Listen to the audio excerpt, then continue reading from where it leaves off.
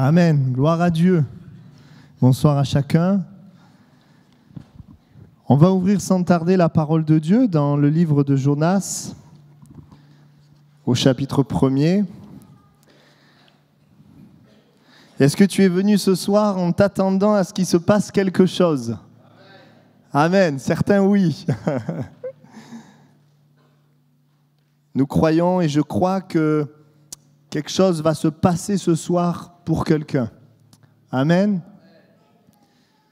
Parce que quand Dieu est présent, il se passe toujours quelque chose. Amen. Jonas, chapitre 1er, nous lisons à partir du verset 1er. La parole de l'Éternel fut adressée à Jonas, fils d'Amittai, en ces mots. « Lève-toi, va à Ninive, la grande ville, et crie contre elle, car sa méchanceté est montée jusqu'à moi. » Et Jonas se leva pour s'enfuir à Tarsis, loin de la face de l'Éternel. Il descendit à Jaffo et il trouva un navire qui allait à Tarsis. Il paya le prix du transport et s'embarqua pour aller avec les passagers à Tarsis, loin de la face de l'Éternel. Amen. On va s'arrêter là pour la première lecture. Je voudrais ce soir vous parler de cet homme, Jonas, qui peut être bien l'image de ta vie ce soir. Jonas est un homme qui connaissait Dieu, qui a eu un premier départ. Il a rencontré Dieu, il a été au contact de l'amour de Dieu, il a été touché par l'amour de Dieu et il a décidé de servir Dieu. Il est appelé prophète de Dieu, autrement dit quelqu'un qui parle de la part de Dieu. Et Jonas, bien sûr, il vit pour Dieu.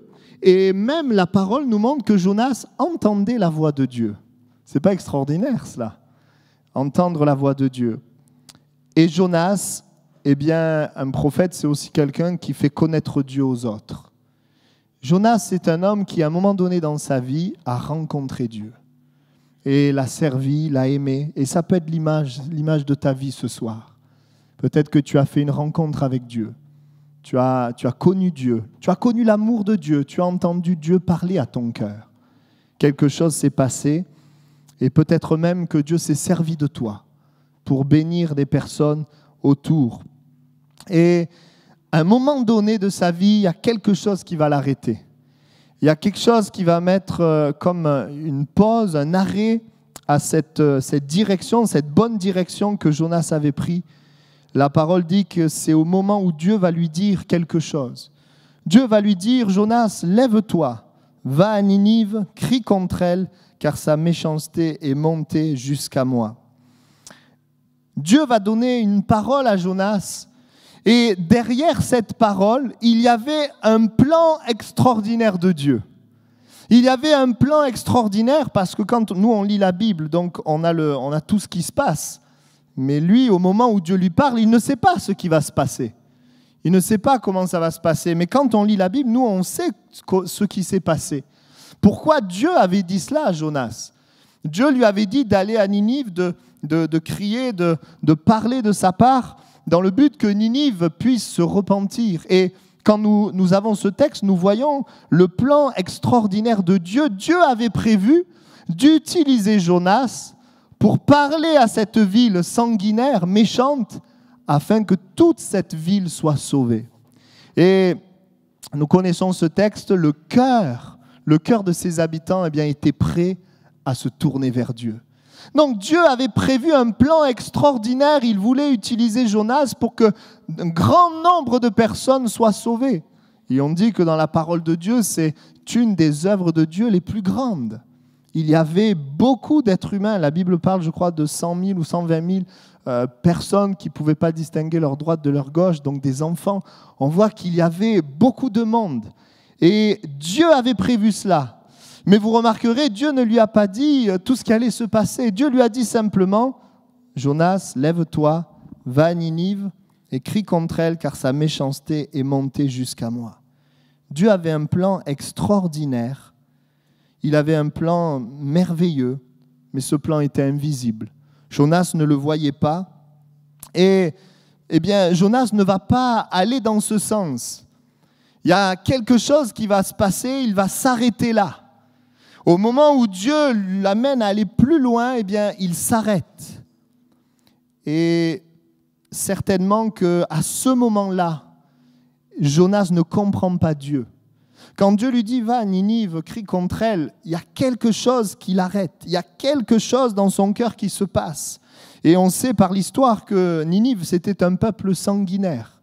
Vous avez dans les petits prophètes nous parlent de Ninive comme une ville sanguinaire, des personnes qui étaient méchantes, dures.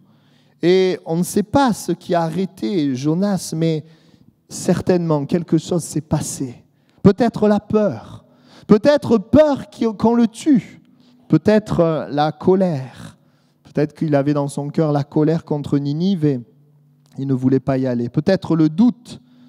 Il ne voyait pas comment Ninive pourrait changer. Bref, Jonas est là réticent à aller, à faire confiance à Dieu. Cet homme qui a commencé à faire confiance en Dieu s'arrête à ce moment-là. Et il y a parfois des temps dans notre vie où nous nous arrêtons. Il y a des temps dans notre vie où Dieu a prévu un plan extraordinaire, merveilleux, mais parce qu'il n'est pas visible, eh bien nous voyons ce qui est difficile. Et le doute peut prendre la place dans notre cœur. Il n'y a plus cette assurance, cette confiance.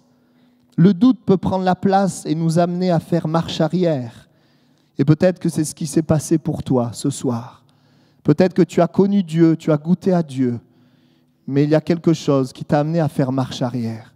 Peut-être quelque chose que tu n'as pas compris, peut-être des peurs, peut-être le doute, peut-être des choses dans ton cœur que tu n'avais pas réglées.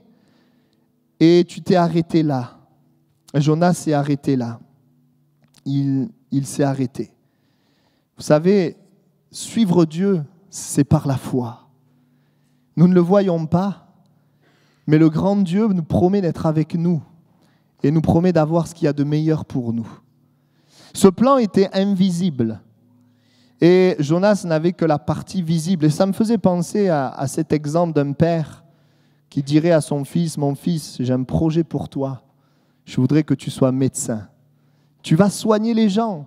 Tu vas sauver des gens de la mort. Tu vas bien gagner ta vie. » Et ça, c'est la partie invisible parce qu'il ne le voit pas encore.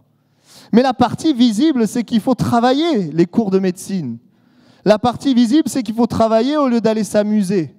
Qu'il faut être fidèle dans son travail. Qu'il faut chercher à comprendre. Qu'il faut travailler. Ça, c'est la partie visible. Alors, la partie visible ne nous fait pas forcément plaisir. Et parfois, nous nous arrêtons à ce qui est visible. Et ce soir, je sais qu'il y a des personnes qui se sont arrêtées à ce qui est visible. Alors que Dieu a un plan invisible, extraordinaire. Un plan de gloire. Dieu a un plan, il veut se servir de ta vie pour sauver les autres. Il veut combler ton cœur de sa grâce. Et Jonas va faire marche arrière. Il va faire marche arrière. Un temps de recul spirituel. Un temps de recul par rapport à Dieu. Parfois, il y a des événements qui nous font quitter Dieu. Un pas en arrière par rapport à son amour. Un pas en arrière qui nous amène à vouloir vivre autre chose. Autre chose. Mettre Dieu, comme, excusez-moi l'expression, sur une étagère. Un pas en arrière où nous n'entendons plus sa voix. La parole de Dieu ne fait plus écho dans notre cœur. Un temps de recul où nous n'avons plus à cœur de le faire connaître aux autres. Mais nous restons peut-être seuls, nous restons dans nos désirs, dans d'autres désirs. Et cette marche arrière va amener Jonas à, premièrement, fuir loin de la face de Dieu. La parole de Dieu nous dit que Jonas va se lever pour s'enfuir à Tarsis, loin de la face de l'Éternel. Alors qu'il avait pris un premier départ, eh bien, devant cette parole qui est là, devant ces difficultés peut-être invisibles dans son cœur, eh bien, il va fuir loin de la face de Dieu. Il va délaisser la parole de Dieu. Peut-être as-tu commencé à lire cette parole, à écouter cette parole, parce que cette parole te faisait du bien et peut-être l'as-tu délaissée. Délaisser la prière, ce temps où nous parlons à Dieu, où nous lui apportons nos besoins, nos difficultés, parce que nous croyons qu'il répond. La déception nous amène à ne plus lui parler, à ne plus nous adresser à lui, ou encore quelque chose qui nous arrête pour aller à l'endroit où tous les croyants se rassemblent, l'église, où nous arrêtons d'aller à l'église, ou tout simplement dans nos pensées, eh bien, il y a quelque chose qui est mort, quelque chose qui s'est arrêté par rapport à Dieu. On ne connaît plus sa présence, on ne connaît plus sa consolation, on ne connaît plus sa paix, sa joie. Il nous reste des idées de Dieu, mais il semble qu'il n'est plus là. La Bible nous dit qu'il fuit loin de la face de Dieu. Il fuit loin de la face de Dieu. Et il est parlé aussi qu'il va fuir vers Tarsis, c'est-à-dire une ville à l'opposé de Ninive, à l'opposé de ce que Dieu avait demandé, à l'opposé du plan de Dieu. Il va fuir à Tarsis, un endroit qui ne lui ressemble pas. Ce Jonas qui aimait Dieu, qui servait Dieu, il va vers un endroit qui ne lui ressemble pas. Et c'est ce qui t'est arrivé. Toi qui as pris un bon départ, tu es parti vers un endroit qui ne te ressemble pas. Tarsis. Et quand on a goûté à Dieu et qu'on part loin de Dieu, et qu'on va dans un endroit qui ne nous ressemble pas, vous savez, on ne se sent pas à sa place. C'est toujours pire que lorsqu'on n'a pas connu Dieu. Parce que quand tu as connu Dieu et que tu n'es pas à ta place, eh bien tu le sais, au fond de ton cœur. Un endroit peut-être qui lui semble bien. Il se dit, je vais aller là-bas, un endroit qui semble attirant, un endroit peut-être où il va trouver du plaisir, mais il ne va pas trouver le bonheur. Savez-vous qu'on peut trouver du plaisir sans trouver le bonheur? Parce que le plaisir ne rend pas heureux. Et parfois, pour trouver le bonheur, ce n'est pas toujours une partie de plaisir. Je vais vous donner un exemple. Si vous voulez avoir le bonheur de gagner les Jeux Olympiques, eh bien vous verrez que se préparer pour les Jeux Olympiques, ce n'est pas toujours du plaisir, parce qu'il faut s'entraîner. Mais si vous voulez avoir le plaisir de manger ce que vous voulez, de faire ce que vous voulez, vous n'aurez jamais le bonheur de gagner les Jeux Olympiques. Et pour une partie de plaisir, il est parti, un endroit qui semble attirant. Un endroit qui semble attirant, et peut-être que c'est ton cas. Tu es parti vers un endroit, vers une personne, quelque chose qui te semblait attirant, mais il n'y a pas le bonheur. Il n'y a pas le bonheur dans ton cœur. Voyons dans la parole de Dieu des hommes qui aimaient Dieu, connaissaient Dieu, et qui parfois dans leur vie ont eu des temps d'égarement. La Bible parle d'Abraham qui a fait un petit séjour en Égypte. Dieu avait une promesse pour Abraham, mais là aussi, cette promesse n'était pas visible physiquement, elle n'était pas encore visible. Et Abraham est allé vers l'endroit où la richesse était visible, l'Égypte. Il est descendu en Égypte et il a eu beaucoup de problèmes. Je ne rentre pas dans les détails, heureusement, il n'est pas resté longtemps. Et je voudrais te dire ce soir, Dieu a prévu un nouveau départ pour toi. Ce soir, Dieu a prévu de te ramener près de lui. Parce que le Seigneur t'aime trop pour te laisser t'égarer, continuer sur ce chemin. Je pense à d'autres, à Lot qui a vu ces plaines arrosées du Jourdain et qui s'est dirigé vers ces plaines. Et au début, c'était beau, c'était merveilleux, mais très vite, il a déchanté et il a perdu beaucoup de choses. Il est passé à côté du plan que Dieu avait pour lui. Et la Bible nous dit qu'alors que Jonas fuit vers Tarsis, au verset 3, eh bien, il va payer le prix du transport et s'embarquer donc avec les passagers à Tarsis, loin de la face de Dieu. Il va payer un prix. Et je voudrais te dire, lorsqu'on s'éloigne de Dieu, on paye toujours un prix. On paye quelque chose. Il va payer pour aller à Tarsis, mais vous remarquerez, il ne va jamais arriver à Tarsis. Tu payes quelque chose, tu perds quelque chose, mais tu n'as pas ce que tu pensais avoir. Ce sont des illusions. Ce sont des illusions. Il va payer. Et le prix qu'on peut payer lorsqu'on s'éloigne de Dieu, c'est le trouble dans notre âme. Et tu es troublé ce soir dans ton âme. C'est le prix qu'on paye lorsqu'on s'éloigne de Dieu. Le prix payé, c'est des problèmes qui arrivent, des situations qui nous échappent. Nos calculs, nos prévisions ne se passent pas comme on voulait. Les problèmes, situations nous échappent. Un manque, une perte. On perd quelque chose. Il a perdu cet argent et et les choses vont se dégrader. Jonas ne va pas arriver là où il voulait. Et les choses vont se dégrader. La Bible nous dit qu'une tempête va se lever. Mais la Bible nous précise, on ne l'a pas lu, mais on peut le lire maintenant, l'Éternel, verset 4, l'Éternel fit souffler sur la mer un vent impétueux. Et il s'éleva sur la mer une grande tempête. Le navire menaçait de faire naufrage. Les mariniers eurent peur, ils implorèrent chacun leur Dieu, et ils jetèrent dans la mer des objets qui étaient sur le navire, afin de se le rendre plus léger. Jonas descendit au fond du navire, se coucha et s'endormit profondément. Le pilote s'approcha de lui et lui dit « Mais pourquoi dors-tu ? Lève-toi, invoque ton Dieu. Peut-être voudra-t-il penser à nous et nous ne périrons pas. » Et ils se dirent l'un à l'autre « Venez et tirons au sort pour savoir qui nous attire ce malheur. » Ils tirèrent au sort et le sort tomba sur Jonas. Alors ils lui dirent « Dis-nous, qui nous attire ce malheur ? Quelles sont tes affaires et d'où viens-tu ? Quel est ton pays et de quel peuple es-tu » Il leur répondit « Je suis hébreu et je crains l'Éternel, le Dieu des cieux, qui a fait la mer et la terre. » Ces hommes eurent une grande frayeur et lui dirent « Pourquoi as-tu fait cela ?» Car ces hommes savaient qu'ils fuyaient loin de la face de Dieu, de l'Éternel, parce qu'il le leur avait déclaré. Ils lui dirent « Que te ferons-nous pour que la mer se calme envers nous ?» Car la mer était de plus en plus orageuse. Il leur répondit « Prenez-moi et jetez-moi dans la mer, et la mer se calmera envers vous, car je sais que c'est moi qui attire sur vous cette grande tempête. » Et la Bible nous dit qu'ils vont prendre Jonas et qu'ils vont le jeter dans la mer. Les choses vont se dégrader. La Bible nous dit que c'est Dieu qui va envoyer la tempête. Pourquoi Dieu envoie-t-il la tempête ? Pas pour le détruire, pas pour détruire ces hommes, mais Dieu, écoutez bien, envoie la tempête pour ramener son serviteur, parce que Dieu a fait une alliance avec lui, et quand Dieu fait une alliance, il ne nous laisse jamais. Même lorsque nous nous éloignons, il vient nous chercher, parce que Dieu nous aime. Et il a fait une alliance avec toi, et ce soir, il vient te chercher, parce qu'il t'aime. Il t'aime, et il ne veut pas que tu continues sur ce chemin. Il veut te sauver parce qu'il a un plan merveilleux pour ta vie. Il a fait une alliance.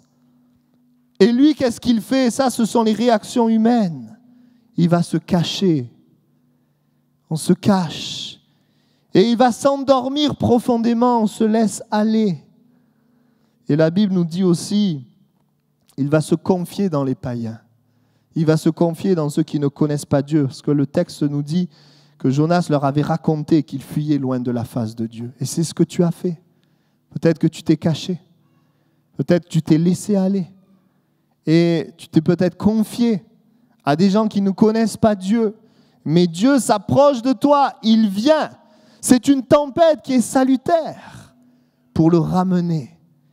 Et la Bible nous dit que Jonas va connaître aussi la déception humaine. Les hommes n'ont pas pu l'aider.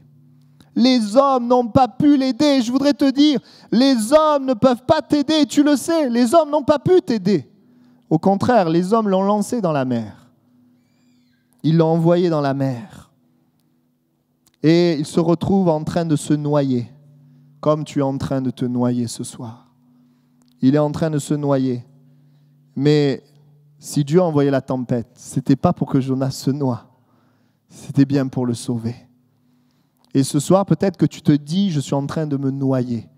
Mais Jésus s'approche de toi pour te sauver. Jésus s'approche de toi pour te sortir de cette situation où tu ne peux pas t'en sortir par toi-même. Jonas ne pouvait pas à ce moment-là sortir par lui-même. C'était impossible. Sans Dieu, il mourrait. Et sans Dieu, tu es mort. Mais Dieu, ce soir, est là. Jésus est là. Et il veut te sortir de ta situation. Alors, Dieu va offrir un nouveau départ à Jonas. Et si Jonas a eu un premier départ, Jonas va avoir un second départ. Et ce soir, Dieu t'offre un nouveau départ. Un second départ. Et pour certains, un troisième départ. Un quatrième départ.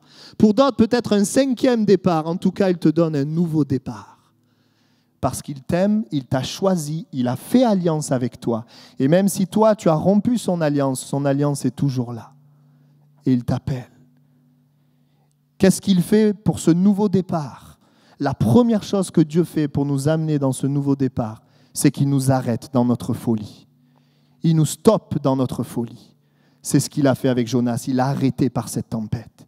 Il a arrêté sur ce chemin de mort. Et ce soir, par la parole de Dieu, Dieu est en train de t'arrêter. Il est en train de parler à ton cœur et de t'arrêter. C'est la première chose que Dieu fait. Dieu ne peut pas nous amener dans son plan sans d'abord nous arrêter sur le mauvais chemin. Je ne peux pas suivre mes voies et suivre la voie de Dieu. Avez-vous déjà essayé de rentrer 2 adresses de GPS et de suivre 2 directions? Nous ne pouvons pas faire cela. Nous ne pouvons suivre qu'une seule direction. Voilà pourquoi, quand Dieu veut nous amener dans son plan, il nous arrête d'abord dans le mauvais plan.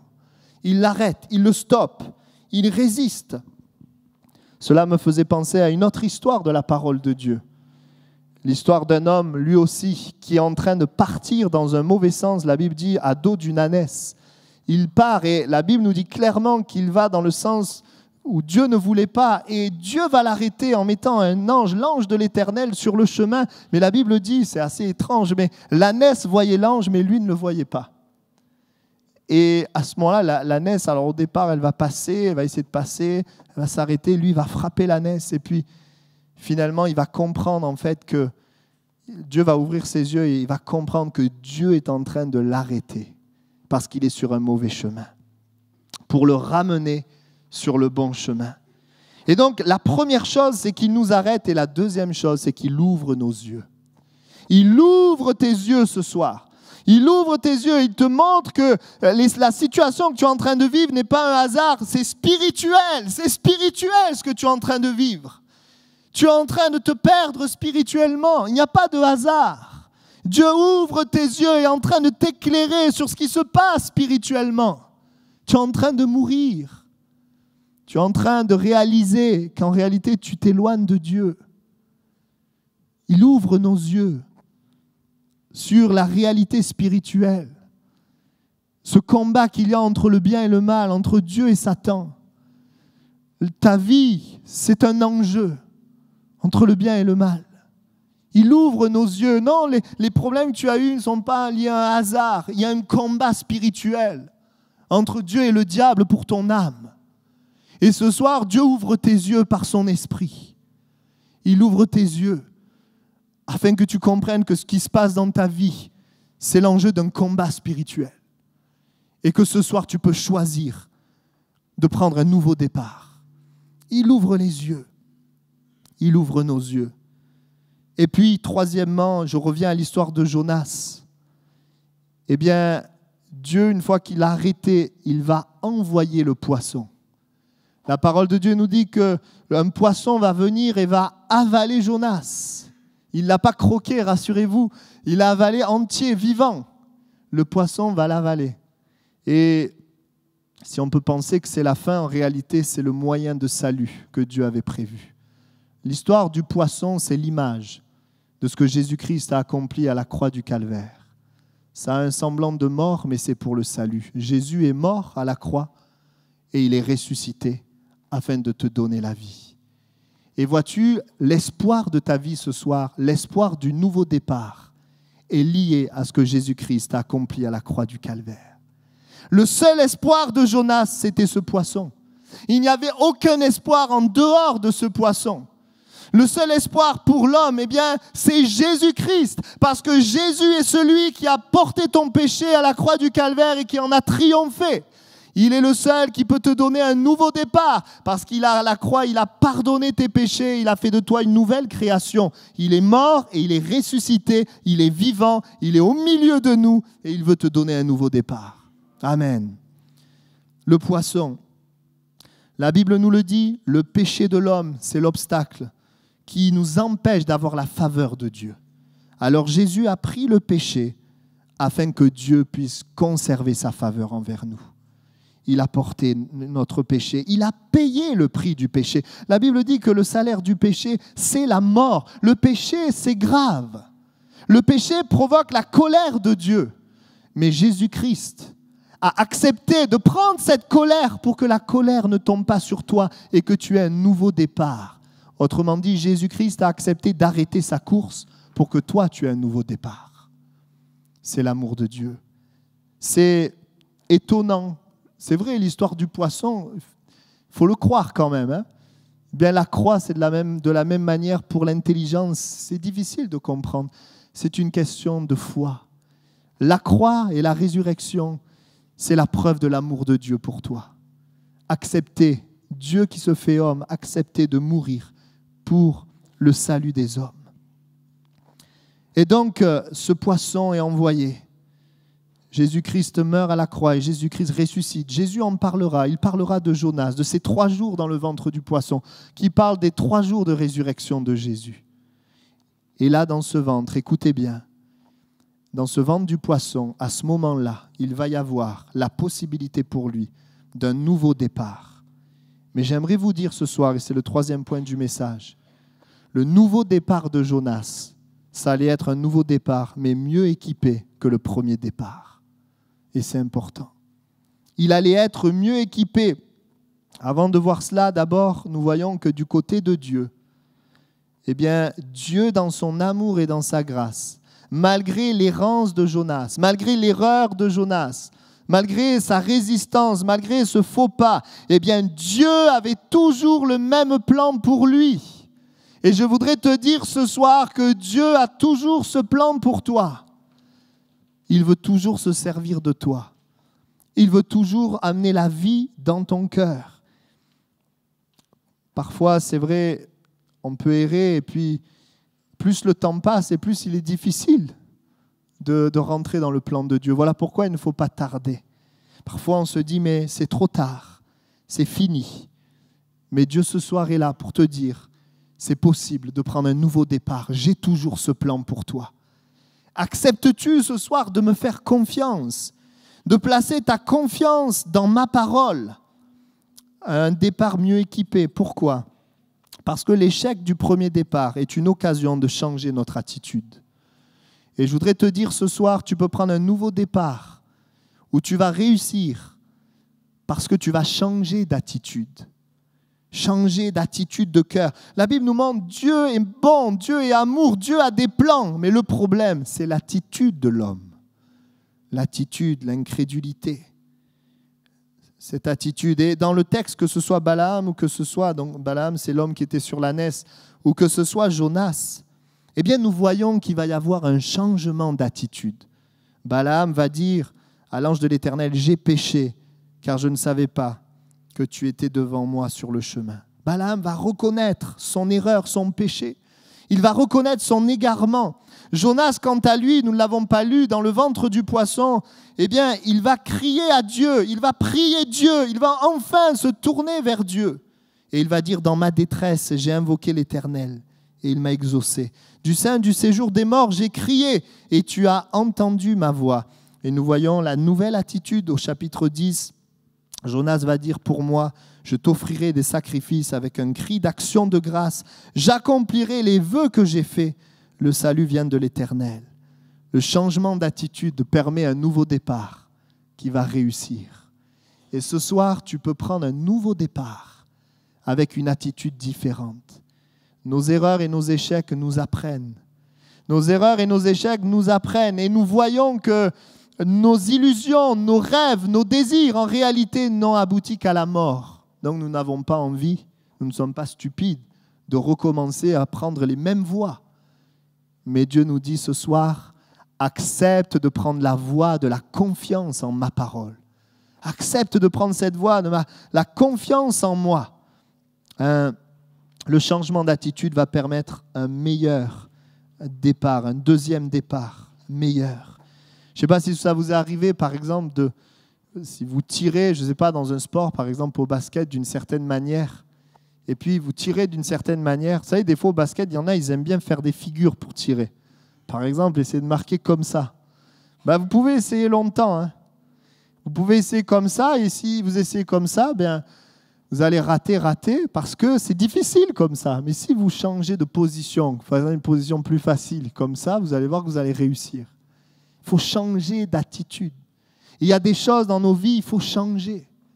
Dieu, il nous donne la puissance de changer. À la croix du Calvaire, il nous donne la puissance de changer, mais après, c'est à nous de croire et de changer. Si nous continuons de la même manière, alors nous aurons les mêmes problèmes. Mais si nous croyons, eh bien, que Dieu est assez puissant, Il a tout accompli. Jésus a tout accompli pour nous permettre de réussir. Si nous le croyons, alors nous changeons notre attitude et Dieu nous permet de vivre son plan. Amen. Je termine ce message. Un meilleur départ, c'est aussi décider de ne pas se laisser arrêter par les obstacles. Ce n'est pas parce que ce soir tu prends un deuxième départ que tu n'auras pas de problème, que tu n'auras pas d'obstacle. Parce que quand Jonas prend un deuxième départ, c'est toujours la même parole. Mais cette fois, Jonas doit faire confiance en Dieu. Et donc, il doit aller au-delà de ses problèmes, que ce soit ses peurs, ou que ce soit l'amertume, ou que ce soit le doute. Il doit aller au-delà et faire confiance en Dieu. Et lorsque nous allons au-delà, lorsque nous n'écoutons pas ce qu'il y a dans notre âme, mais nous allons au-delà, nous voyons Dieu faire un miracle. Nous voyons Dieu être fidèle à sa parole. Vous savez, bien souvent, les plus grands obstacles ne sont pas extérieurs, mais parfois sont intérieurs. Aller au-delà des obstacles, faire confiance. Et parce qu'il y aura des obstacles, le Seigneur nous appelle à aller dans son plan avec lui. Avec lui. Dieu, Jésus, veut être le berger de ta vie.